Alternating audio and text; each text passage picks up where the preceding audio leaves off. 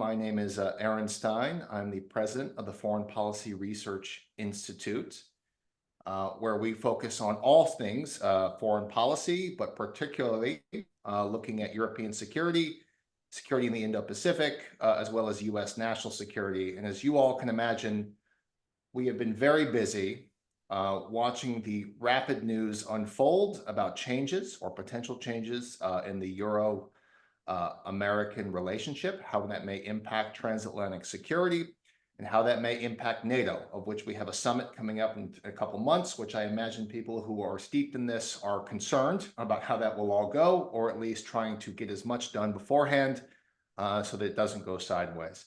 And as I was thinking about people to discuss the future of European security, I could think of nobody better than Lawrence Freedman, or Sir Lawrence Freedman, who is the Emeritus Professor of War Studies at King's College London. He has a very long and very illustrious bio, and so I'm just going to, with his permission, read that single sentence, but I think many of you know who he is. And so, Lawrence, thank you so much for taking an hour out of your day. I know you're very busy to come speak with us today. Happy to talk to you. So, you have been doing this for a very long time, this being the analysis of conflict, the analysis of security, strategy. You obviously are not American. That accent's not from Tennessee. Things are changing and changing very quickly. Can you give us an assessment about the situation between the United States and its NATO partners, and perhaps, given your seat in the UK, how it's all being perceived in our, in the United States' closest ally in London? Well, I think, let me give you the official view first, and then I'll go behind the official view. The official view is the United States is a great and important ally with whom we depend on for all sorts of things, and not least our nuclear relationship, the intelligence relationship, and so on. And therefore, we work very hard to sustain it. And Prime Minister Starmer has been in really regular touch with the White House, trying to manage all the difficulties of the last week or so, and he hasn't done a bad job of that. And I think you go one layer down, and it's generally accepted, and I think this is now the conventional wisdom, that there's a rebalancing going on. So while the United States may not be walking away from the alliance,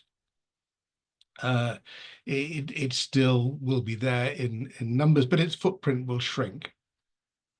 That there is an expectation that Europe must step up to fill gaps that are going to be left by the United States while it concentrates more on the Indo-Pacific region, and in particular, because of Ukraine, that the US is not an enthusiastic partner of Ukraine, to say the least, under Trump, and that whatever comes next, it will need a lot more European support. And that has been accepted at the meeting that Starmer hosted in London last weekend, in the EU meeting yesterday, and so on.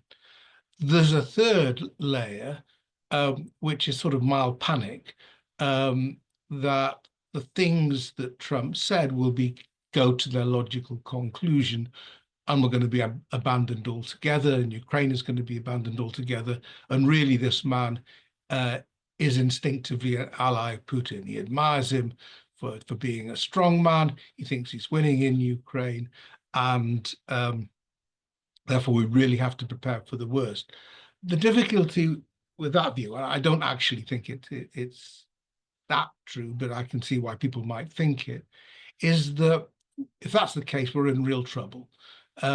Because while we can, over time, and we should, and we're starting to improve our defense spending and organize our military capabilities better, take on more general responsibility, I think, for diplomacy as well as military provision for European security, we can't wholly replace the United States in short order. And I think that is where the main anxieties lie. And in the end, if that is the policy of the Trump administration, we're screwed.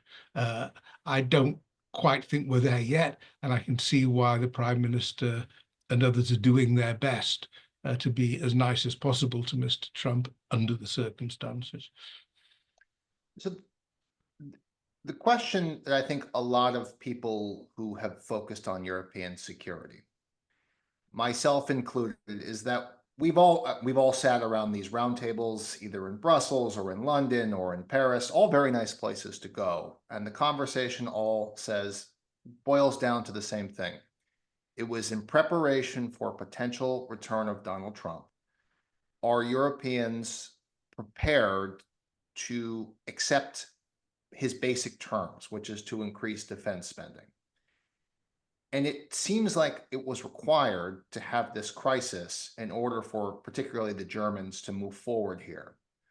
And so there's a lot of people out there who are saying, why is this such a surprise for people in Europe that Donald Trump is forcing the issue when he made it such an issue in his first term? He made it an issue during his campaign, and he's made it an issue basically in every interview he's given about international security, for the past 3 decades. So did we need this crisis to actually force changes to how European governments think about defense? It's a fair point. I mean, obviously people were well aware and they did talk about it. They weren't sure he was going to win. Right. So when he did win, I think you saw more talk. I think the shock has actually come not as a result of just a sort of a general view that the burden sharing is all wrong, but because of Ukraine. I think the treatment of Zelensky on the cameras meant that people for whom this is an issue, not their primary concern, well below the radar. This was dramatic TV, as Trump said, and they saw it. They saw somebody who they think, I mean, generally in Europe is thought to be a good and brave man being humiliated by people they don't generally like or admire very much. And that brought it home that this is a starker moment. And I think that affected. I mean, I think that you go back to Munich, you go back to the Trump-Putin phone call, where you see the realization this is perhaps a more serious situation than we thought. You've also got to take into account the German election. Because as was expected, you now have a new German chancellor who's not in too bad a position, a better position than many people feared he might be after the election, who is much more hawkish than his predecessors and is much more prepared and has already shown that he's prepared to make a major impact on German defense spending. They actually have the fiscal room, they just don't have the rules. And he's trying to change the rules. One of the difficulties is the French in some ways, because although Macron has talked a good talk, he hasn't actually announced much that's new. Starmer has announced a certain amount that's new. It's not game changing, but it's in the right direction. And that raises a question for me about sort of how, for people who don't follow this on a day-to-day basis, how we can conceptualize this. And for me, what I see in the immediate steps taken, particularly by the Germans in this lame duck period, is more oriented around Ukraine in the short term as part of a perhaps prelude to what would be the second step, which would be a buildup of the armed forces. And I see Macron and Starmer, and correct me if I'm wrong, as really being focused on Ukraine first, and as the main point of military spending increases, rather than completely it being focused on building up of national capabilities. Do you see those as linked or are not intertwined? Well, certainly Ukraine first, and the reason they'll give for that, I think there's a valid reason, is if Ukraine holds and comes out of all of this, it's not going to get a great deal, but a livable deal, then Russia, in practice, has been held back and suffered a defeat. And having 20% of Ukraine may look like a victory, but when you look at the state of that 20%, and given what their overall political objectives were, it's not a great victory. If by some chance Russia defeated Ukraine, you would have a mega crisis beyond all mega crises. You'd have thousands pouring out of Ukraine. You'd have Russian forces moving up more to NATO borders, intense tension. I think then the sort of spending that they imagine at the moment wouldn't begin to be enough. So in that sense, Ukraine is the first line of defense. That's why the effort at the moment is to fortify it. And incidentally, despite all the talk and the assumption from Vance and others that Ukraine is on the edge of defeat, it really isn't. It's important to keep that in mind. The Russian offensive has slowed down in recent weeks. So we've seen on a nightly basis the horrible things they can do to Ukrainian cities. So I think that is the strategic judgment. Ukraine is by far the priority. We have to keep Ukraine in the game.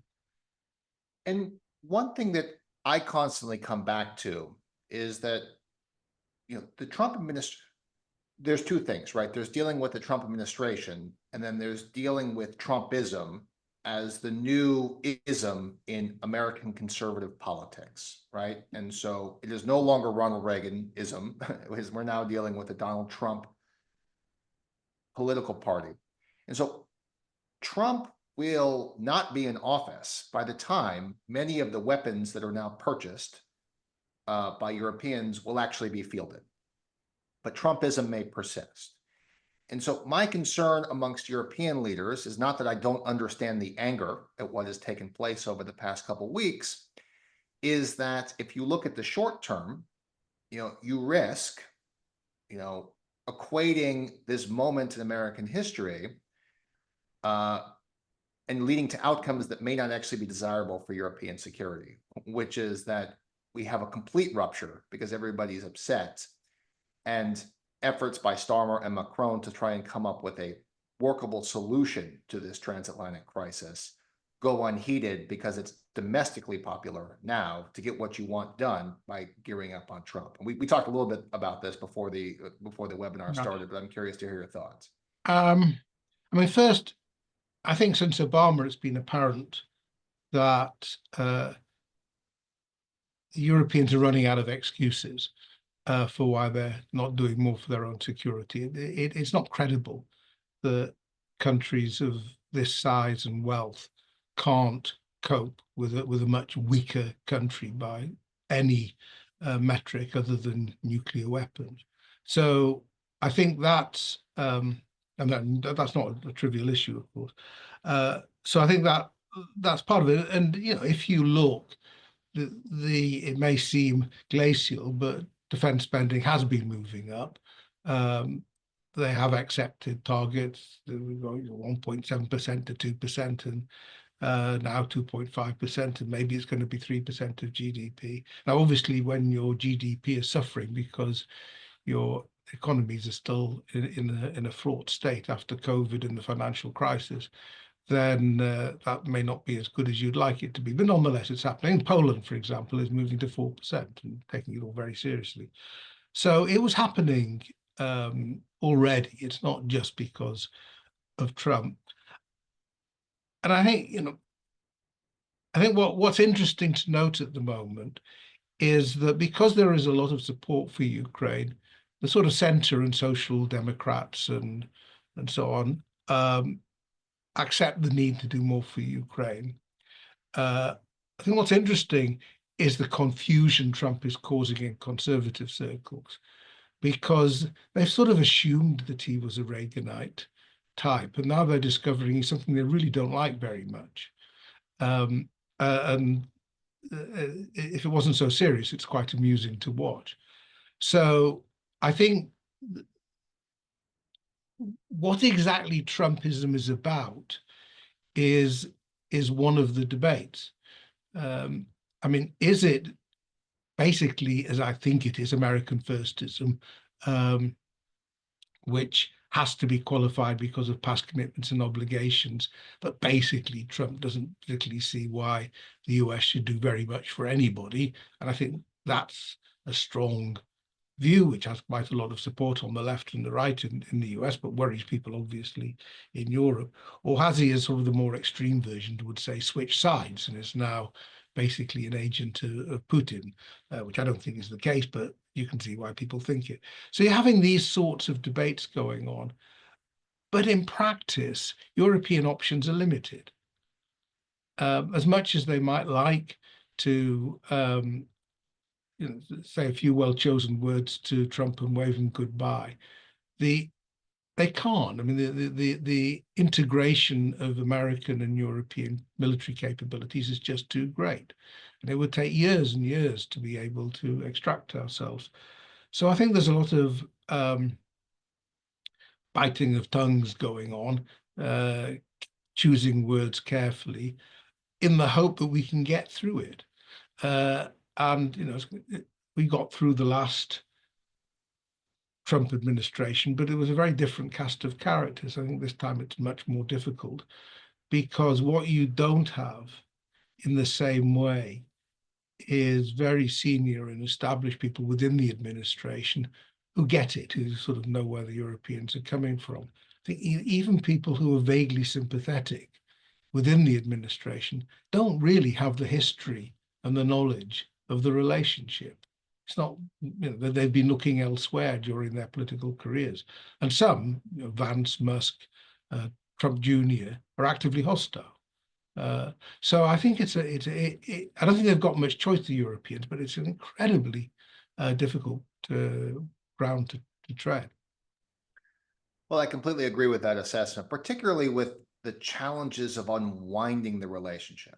And as somebody who started his career as a Turkey analyst, I can tell you alliances are far stickier than people appreciate in the moment. But I will ask this. There seems to be the challenge, or let's say that the opportunity that the United States always afforded Europe is that NATO provided a structure under which European militaries could organize themselves around a common threat.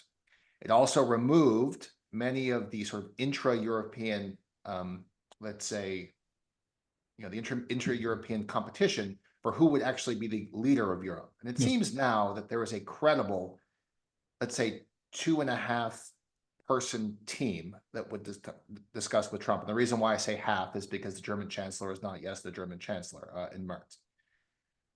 But how would you characterize the French-UK approach to Trump?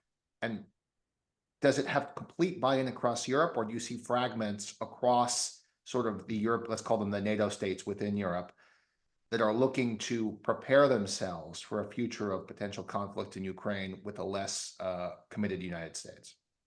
Yeah. So first, it's important to note this is not an EU thing. Of the countries at the London summit, in addition to the UK and Ukraine, you had Norway, Turkey, and Canada. So this was a subset of NATO, not an EU thing. And I think that indicates we are talking about bilateral and multilateral approaches rather than one that's done through an institution. If there is an institution, it'll be done through NATO, because obviously you have means of talking to the US through NATO. I mean, you don't expect unanimity on the European side. There's always going to be nuances. You can't expect the Southern Europeans to be as engaged in this issue as much as the Northern Europeans, who are very engaged. So you have those sorts of shifts. Now, in recent years, you would have assumed that it would be a France-Germany duo that would take this forward, because they are sort of the joint leaders of the EU. That's not working quite at the moment, partly because Macron's relationship with his French counterparts has not been great, but also because you've had the German election. And Starmer comes in almost by accident in this. After he's only been prime minister since last summer. Before that, we had a succession of prime ministers, many of whom were viewed with contempt by their European counterparts. But Starmer's been steady. He found the right language, and he has a good working relationship with Macron. They get on, and I mean, I'm pretty confident there is intense coordination between them and to a degree the Germans at the moment. For example, in trying to salvage something after the train wreck a week ago in the Oval Office. So they're working closely. They have different skills. Now, the important thing, obviously, and this is becoming more of an issue, is that France and Germany are nuclear powers. And this, in the past, the UK, unlike France, has committed its forces to NATO, so it engages in extended deterrence, but has done so in the firm knowledge that the Americans are there as well. So there is an issue which Merz, the incoming German Chancellor, has noted, and others have noted about is, do we rely on you now?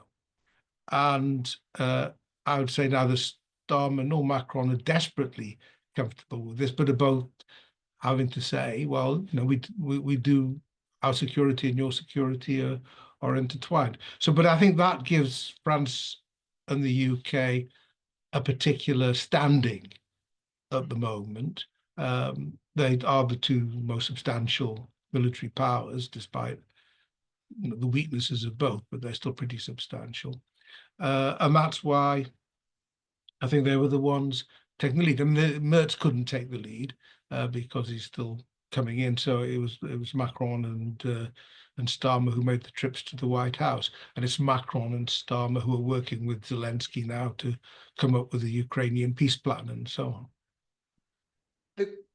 The question that I have, or I guess the observation, is that, I mean, the administration's messaging is completely all over the place, you know, because you do have a policy process underneath the president, but then you have the president who now is very comfortable just giving quick answers in, you know, de facto press conferences, like yesterday, where he repeated things he said many times, which is, I don't know if I'll defend countries in NATO if they don't meet the target. We've heard that before. We heard that in 2016.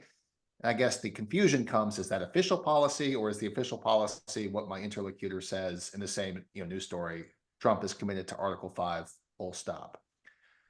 But I did take some solace when I read Secretary Hegseth's comments at the Ukraine Contact Group before the meeting Security Council, where he actually spelled out the U.S.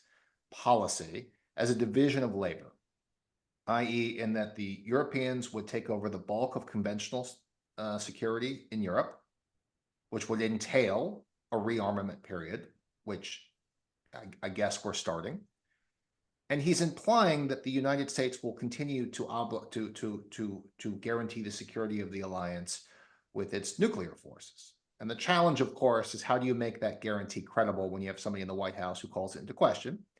And as I think we all assume, that US forces will be leaving Germany, at least in some number, over the next couple of years. You have studied military strategy for basically your entire career. What would you recommend to your prime minister to present to the Trump administration about how to manage this division of labor competently? I think the first thing you say is, we don't know how far all of this will go, but it's going somewhere. I mean, it started already. Oddly, relations with Hegseth aren't bad. He's turning out, I think, to be somebody that they find they can talk to. But you know, he set out the direction of travel, and there's no point pretending you're going to go back to the how it was. It's changed. Something's different. You have to accept that, and it has been accepted. But you're then into all sorts of budget wrangles and so on, and these are ongoing. I mean, this is. You know, the main game in town at the moment as to how you find more money for defence. They've already found a bit, but it's not enough, and they know that. So you have to first recognise the direction of travel. Secondly, you have to keep on somehow treating the US as a normal country, and the administration as a normal administration. You have to pick and choose the bits of as you just described how you might do it, what you respond to and what you just smile and say, well, that's Trump. And we're quite good at this now. It may mean you're in for an awful shock when you discover he means it, but it keeps you going for now. And I don't think they've got much choice. They talk a lot to the administration. If you find somebody to talk to, they'll talk to them. And again, I think that's all you can do. I think the difficulty is the difficulty is how far you go ahead and try to design new structures and postures that take account of the direction of travel, but don't cause massive disruption in the meantime. I mean, for the UK, I mean, the nuclear and the intelligence relationship are well known, and obviously there's a particular issue at the moment, the Director of National Intelligence is not wholly trusted.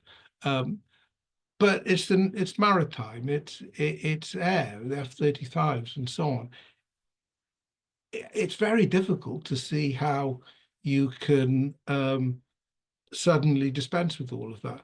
So while you can do much more, and more desperately needs to be done to build up European defense capacity, industrial capacity, this is going to take years and years. And so the real challenge is to find a way of loosening the grip slowly and in a way in which you've got some control, rather than letting it all unravel very quickly when you could have all sorts of nonsenses developing. And it's just difficult. I mean, it's diplomacy. It's not strategy as such. It's daily diplomacy, which they're managing so far, but I suspect it's going to be pretty exhausting over the next few years. And of course, we don't know what other crises are coming. I mean, we're still trying to manage Ukraine, and that, there's no reason to assume particularly that that's going to end quickly, whatever Trump says, and not because of the Ukrainians. I think there's some evidence the Russians are already cooling on the process. So, and you don't know what else. I mean, you mentioned Turkey, he came in. There's a Greek-Turkey thing which is always lurking there. There are other crises that could develop, and Europe is going to have to deal with these more or less on its own soon. So I think we know which way it's going, and we know we have to do more, and things are being set in motion. But whether this is quick enough is a different question. And there are physical limits to this, not just policy limits. I mean, you raise an interesting question. I think some French colleagues, I think we all respect Bruno Tertre, as I assume you know Bruno very well. Bruno keeps pointing out, I do have to use the Google Translate button on my X feed because I don't speak French very well, is that the realities is that the money to feed defense modernization has to come from somewhere. And we're seeing the limits of this in the UK already. Starmer, with respect, I think his process to increase the percentage of GDP spending on UK defense, it's not enough, quite candidly. It's too little. And he pulled from a low-hanging fruit, which is UK foreign aid budget. Well, we can understand that over here. And what Bruno is saying about France is, with their current fiscal situation, the idea of borrowing becomes prohibitive, or continues to be perhaps prohibitively expensive, or will require trade-offs in their social welfare state. And so while there may be sort of enthusiasm about the idea of Eurobonds, particularly enthusiasm about the Germans finally lifting the debt brake, we're going to run into domestic politics pretty quickly that Donald Trump's cannot paper over for European leaders. It will start to impact Europeans. So I'm curious your thoughts about the UK and perhaps the actual potential to rapidly ramp up defense spending outside of sort of a narrow Ukrainian contingency. Yeah, I mean, there's an interesting debate going on about this. It's quite an intense debate. The minister who resigned because her aid budget had been cut didn't say the defense should not be raised. She said this is the time when we just have to look at sort of the straitjacket we've put ourselves in, where we can't raise debt. I mean, that's fair enough. But we said we won't raise taxes, and we'll have to. And the UK taxes are not actually as high as say Germany's. I mean, no government wants to do that. And when they tried, when they came in, they made a hash of it. But I think that's where we're looking. Plus the social security budget, which has ballooned since COVID. And the government again has made it pretty clear, again, how easy it will be to do it, that they've really got to cut back on that, which for a Labour government is not a small thing. So I don't think you should underestimate the sense that this is an emergency. I think that has percolated through to public opinion. And that, to some extent, was the upside of the way that Trump has been behaving. So I think there's political support there, but Starmer needs to be bolder than he's shown himself to be. I mean, I give him very high marks for how he's handled the last few weeks, but not high marks for how he's particularly handled this financial straitjacket, because we know it. We knew it was there. It's not a sudden revelation. The Germans can do a lot, and that will make a difference. And it's not a hopeless position. Although everybody thinks Russia is sort of bouncing along and ready for action wherever. The Russian economy is in a terrible state because they've had a boom, and now they're getting the bust. They've got stagflation, and it's smaller than each of the major European economies. There's no reason why Europe can't do better.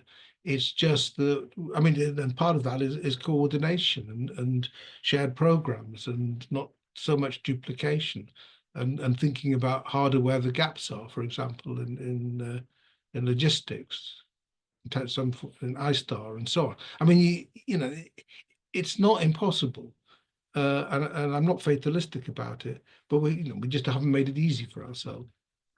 Well, I completely agree about that. And one thing that I've been thinking about is, well, two things. One is if we were to apply sort of an American concept of net assessment, where would be the operational advantages that Europeans could collectively invest in to offset Russian weaknesses, and I think, I have long been a proponent of Europeans developing their own ground-based and their own ground-based cruise missiles, so that you're not completely dependent on the United States for that, to then complement your air forces.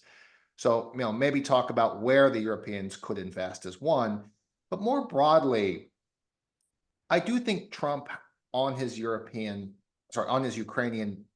I use peace process in air quotes because I don't see a process. I see a Russian normalization process with an effort to try and force the Ukrainians to agree to a ceasefire. But if he follows through on his word, which is that he will push for some element of European troops in Ukraine, that would be a considerable challenge to Russia. And so I think what gets lost in this is that the Russians, and they said it quite loudly, don't want UK and French troops in Ukraine, because I do think Starmer could wrestle some sort of indirect security guarantee out of the Trump administration, and that de facto extends NATO's borders. So there is an outcome here that, while the process is chaotic, is terrible, has led to an emergency, you actually end up with NATO in a better position, with Ukraine in a potentially better position than any alternative process that would have been pursued at the other end of a Russian gun. I agree. I find it very frustrating, the assumption. I mean, as things stand, a ceasefire suits Ukraine far more than Russia. I mean, and this is why I said before, I think Russia's cooling. Just a comment this morning from Peskov. They haven't appointed their own negotiator yet.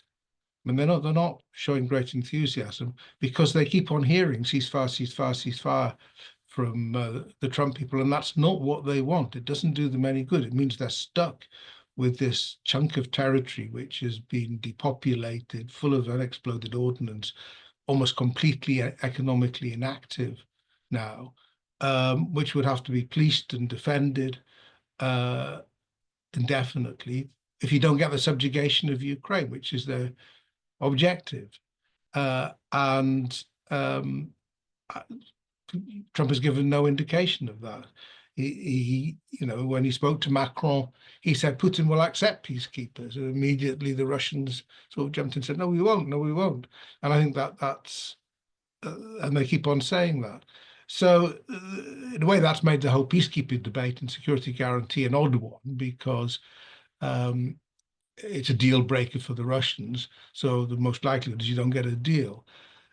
Now, it's possible, and we wrestle with this all the time, that once you get into a sort of dynamic like this, where you're forcing people, including Russians, to think, where the hell is this going? You end up in an unexpected place, and that could be the Russians and as well as the Ukrainians. But as the Ukrainians calm down and realize that actually what they can talk about is not that far away from what the Trump people have been talking about, then they can put the onus back onto Russia, which if I was them would be my main objective. And then we raise the interesting question of, what does Trump do when he realizes, or is told, that it's the Russians that are the main drag on the process, which is what I think could well happen. So again, we may end, this is why we study these things, because they don't always end up in the expected place, and unintended consequences can work in all sorts of ways. So there are far more benign outcomes than the ones that are most often canvassed at the moment, which is of Ukraine being completely betrayed and handed over to Russia. And you may have heard the same thing, but sort of my understanding of the initial Trump approach to Ukraine was that he would push for a ceasefire within 100 days, exactly as he said, but they didn't want it to be in a way that humiliated the United States or its allies, i.e. a complete capitulation. Now, that is where we have potentially ended up here because of the way in which that Oval Office meeting was carried out, and perhaps the proclivities of the president to get a deal with Putin for the sake of getting a deal with Putin. And this is where I see the role of Starmer and Macron as being vitally important. They have now become the interlocutors between Ukraine and the Trump administration, but they are also the interlocutors between Europe and the Trump administration. And they have, I think quite wisely, put something on the table for his administration to consider. Yeah. And I think if this was all done behind closed doors, we would have called this a robust discussion amongst friends and family, right? That would be the way it would be described. But this is all played out in public. And so this nastiness has spilled out, infecting domestic politics. But how likely, let's say the Russians do magically agree to peacekeepers, I don't think they will, but Donald Trump sort of waffles on the backstop. How likely would it be for the UK to actually follow through in that case without the explicit American security guarantee for troops in country? I think it would be difficult without some sort of what the word used as backstop, which I think is problematic, but anyway, that's the word that's used. Why do you think it's problematic? I'm curious. Well, because the Americans don't do backstops. What do we do?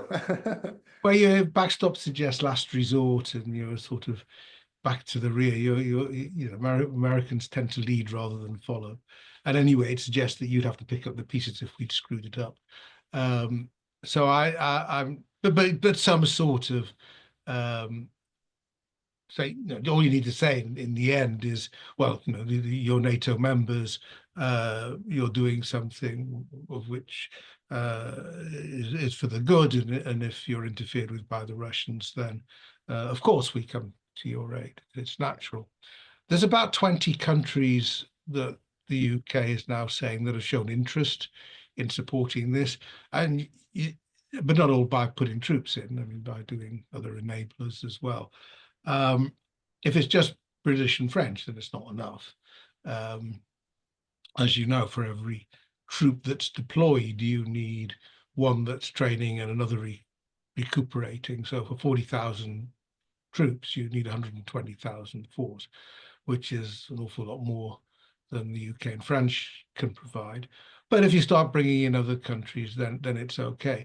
I mean, I have to say, my feeling on this was that you should do the work on it, you should think about it, raise it as an option, but not lead on it, because you've got to get a long way down the road before this is going to happen, and to have an argument about it, which is essentially what we did, because Zelensky's stubborn and he doesn't want to let go of the idea that he can't be expected to agree to a peace before he has a security guarantee to go with it. I think it was unfortunate. I mean, I think he just said, well, you know, first things first, let's just see what the Russians want.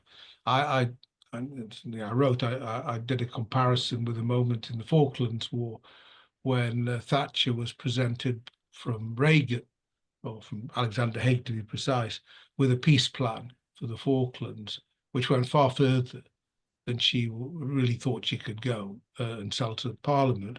And they were debating what to do. And then came up with the idea, well, put it to the Argentinians first. And that's what she said to Haig. They started this, see what they think. And they, as was expected, rejected it. And she was let off the hook. So that was my strategy, put it to the Russians before you start worrying about it with Ukraine.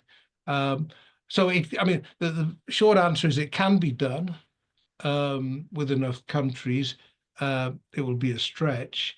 You have to have the Americans there, not just as a sort of ultimate guarantor, but as to help get the troops in place, to sustain them, provide intelligence and so on. Europe isn't good enough on all of that at the moment. But I mean, that raises a question, and somebody mentioned this in the Q&A, is, I mean, we can look at potential euros spent or pounds spent or dollars spent on defense, but I mean, you have a situation where most of these European militaries have, I mean, the Germans are the prime example, you know, where you went from this large Cold War force to a very hollowed out force over the past 30 years. Yeah. And the challenge of sustaining even a rotational brigade, let's say even in you know, somewhere, you know, along the front lines, whether it be Poland or whether it be in Ukraine for all that matter, is just physically impossible or very challenging without US logistics to get there. And so, I mean, I'm not going to ask you to fix that, but, you know, is that something that you would recommend that you go to the Trump administration with? I wouldn't, you know, or is that something that you would try and work out yourself as part of a deal later on if there is some movement on the Russian side? Yeah. So the first question is if there is some movement on the Russian side, which there could be. I mean, in some respects, it would do them good to get out of the war as well. So I think one of the discussions that's going on in among some of the military who are not so sure about this assurance force, it's not peacekeeping forces traditionally understood, because as you know, lightly armed on the line of contact, impartial. That's not what it's going to be. Is you look at air and maritime assets, and you basically say, look, in the end, this is going to depend on the strength of Ukrainian forces. We're really going to build up Ukrainian forces. You've got a lot of experience now. You've got a pretty impressive defense industry now in Ukraine, really quite innovative. That's what we're going to work on, and we're going to come back up with air and sea assets, and that's possibly a more credible approach than putting not a very large number of troops in the middle of Ukraine, just behind the Ukrainian forward forces. So, I mean, that's one way by which this could end up. A small force, I think, would be just would be seen as a tripwire, so that it wouldn't impress the Americans, because when the wire was tripped, it would be assumed they would be coming in. And it wouldn't look particularly impressive to the Russians, but it gives the Russians an excuse to do all sorts of things because they object to it. So I think unless you can demonstrate that you've got the numbers, and they'll come from Britain and France, they'll have to come from many other countries, and some, will be able to provide. Role of the Turks is quite interesting in this. It is. Although when they tend to participate in multinational coalitions, they tend to run the airport. So, and sit far behind thing. I say this is because the national caveats and red cards that would come with any European force would dictate what they would actually be doing. And so I'm sure, but that's, as you know, a problem with all these sorts of forces is the red cards. And that's why I think you actually wouldn't want too many countries involved, very clear lines of command. And why it still wouldn't surprise me if you ended up with the Allies providing air and maritime than doing much on land, except possibly training to the rear and that sort of thing. I completely agree. If this does go forward, I think the two countries that need to be in the lead are yours and France, and it needs to be very clear who's in charge. Because otherwise you're going to end up with a big multinational coalition of the willing, but half the coalition is just going to be sitting in garrison and not doing anything. And so they're there just to add numbers. And the Russians will know this. And we had experience with Kosovo and so on, and Iraq and Afghanistan for that matter, of just how complicated these sort of forces can be, even when the Americans are notionally in charge. So I think the best bet is still to do what you can to strengthen the Ukrainians. But the Ukrainians don't want to be felt that they're just being left alone. And that once again, if the Russians break ceasefire agreements as they have done so often in the past, that they're the ones who have to cope. They are going to need some demonstration of the support from allies.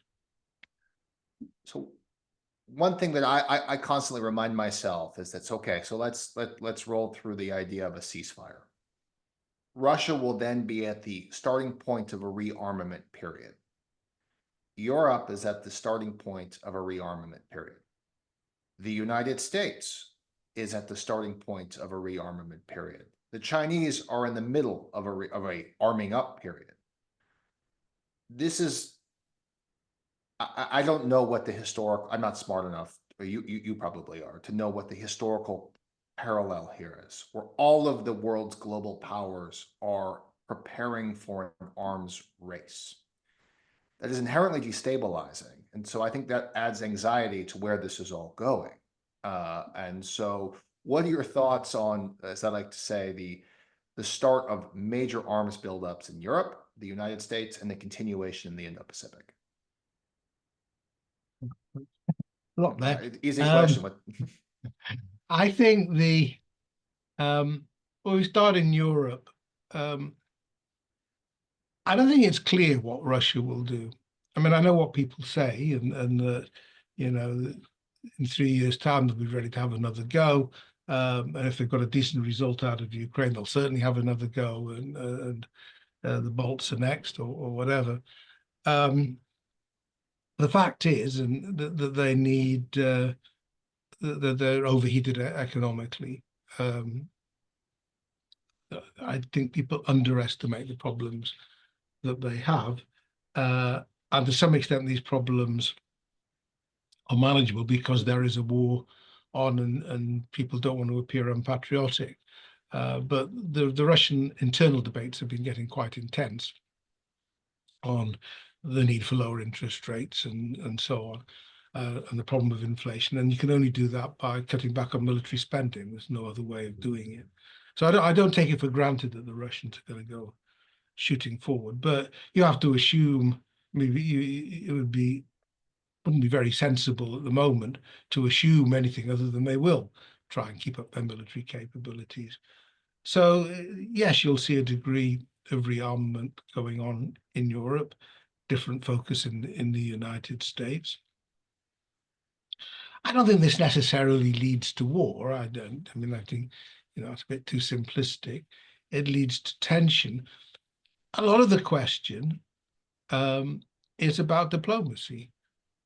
Now, if you just go back to what I think Trump believes he's offering the Russians is a ceasefire, no NATO for Ukraine, which is, the Russians have told him that's why they went into Ukraine in the first place. So, your problem is solved, and respect from the United States will normalize relations with you. I think Trump probably thinks that that's a really good deal for Russia. Absolutely. And so he's doing that. Now, my view is there's no reason why the Europeans can't talk to the Russians as well at some point. I mean, it'll do it with utter distaste, but at some point you'll do so. We've done it quite recently, even after the full-scale invasion began. So diplomacy and crisis management becomes more important. I mean, we've had some lessons in crisis management over the last week or so. Absolutely. Ditto US and China. Everybody's looking to arm force. Maybe there's deals to be done between the US and China. Trump has indicated he'd quite like it. There are all sorts of possibilities opening up in the Middle East that you wouldn't have expected. I mean, the Israelis, they tend to get forgotten a bit at the moment. But they're still digesting the fact that the US administration spoke to Hamas and Trump sent a letter to Khamenei. So I'm a great believer in diplomacy. I don't think we do enough of it. And it's one way to sort of smooth the rough edges. There's all sorts of reasons to rearm, because if you're not careful, you just have incoherent forces that are not useful for anything. So you've got to maintain them at a certain level anyway. But you don't have to do it as if, justify it all the time as if you're on the brink of war. I mean, this isn't a statement of optimism, because I have absolutely no idea what's going to unfold. As I mentioned before, you could have an almighty crisis in an unexpected place. I'm just saying there are positive as well as negative opportunities around, and it's not inconceivable that some of them could be taken. There's nothing predictable about any of this. So the last question, we have about 5 minutes left, is, I assume, when you began your career, there was a lot of discussion about nuclear planning for Europe, thinking about the exchange of forces, force postures, what a UK deterrent would look like, underneath the American umbrella with the Soviet Union. There was a time recently where there was chatter amongst the non-proliferation community, of which I'm a member, not anymore, now we're the arms racing community, that the UK of the 5 major powers would be the first to disarm. I don't think that that's the case any longer. But these debates that we were having a long time ago about status of forces and nuclear exchanges are back. And so how do you see the future of the UK deterrent in this uncertain time? And how does it intermingle with the French idea of deterrence, which has always been a little, well, let's just say it, very French and different from our 2 countries? Yeah, it is. So, I mean, we're in the middle of vast expenditure on the nuclear force at the moment. One reason why the defence budget is under strain. So there's no doubt Britain is going to stay in nuclear power. I mean, there is sort of, in terms of sort of febrile atmosphere at the moment, people say, what happens if the Americans pull the plug on it? It would actually be quite, I mean, they could, but it would take actually a while before that had an effect. We won't do that. So the UK will carry on being a nuclear power. Interesting questions, even about whether we look for additional capabilities, for example, with F-35s, given the role of Lake and Heath in US force posture. There's been a lot of discussion with the French, and some people have talked about, shouldn't you have a European force? I don't think that's going to happen. No. But I think there's things the British and the French can do so that, you maximize the boats out at sea at any given time and that sort of thing. And that sort of cooperation has been around we're not going to do sort of nuclear sharing that we do with the US, with the French. The French are looking at their posture and how they describe it. It's not that difficult for the UK in terms of declaratory policy. We commit our forces to NATO, except when supreme national interests are at stake. So you work it out. Imagine using nuclear weapons and supreme national interests not being at stake. So, but I don't think we need great changes in declaratory policy, and we're building the systems. It's just they're more exposed now. I mean, you instead of having some complicated rationales about second centers of decision making, and you're not sure the first center of decision making is there anymore. So it's more exposed, and more questions are going to be asked of it. But I don't think you'll see major changes in posture. Yeah, I don't either. And I guess maybe as we close this, I do realize that social media does warp debate and that people are very upset and that it is very fashionable to talk about the end of things. Mm. But when FPRI started 70 years ago in 1955, the idea was to think about the future and what options to provide. So I want to thank you for at least thinking through where this could all go in a way that is not necessarily always doom and gloom, but recognizing that this has been quite a chaotic experience, or the term I like more and more is goat rodeo, in terms of how this is all playing out in public. So if any last What we words, use in the UK, but if you had any last words about sort of what to expect or what not to expect over the next, let's say 36 hours, because we still have the weekend to come up. yeah, no, well, it's I think Trudeau just said, that's what to expect. He said, well, today's Thursday. I mean, tomorrow's Saturday, and we'll see how we go. I think things are moving slowly in the right direction with Ukraine. They'll be meeting in Saudi Arabia with Witkoff and so on. If we can avoid more blowups, I hope that they'll renew support for Ukraine, which is outrageous to turn it off, but I hope that'll be renewed. And the onus is put back on the Russians. They're the aggressors. They're the ones that should be doing the explaining, not the Ukrainians. I completely agree. Lawrence, thank you for taking an hour out of your day. I know it's a Friday, so thank you, and enjoy the rest of your evening. For all of those who attended, thank you for attending wherever you are in the world, and we'll see how this turns out over the next couple of hours. And Lawrence, I'll email you if I have any questions. With that, thank you everybody for. Thank you very much. All right, bye-bye, everybody. Bye.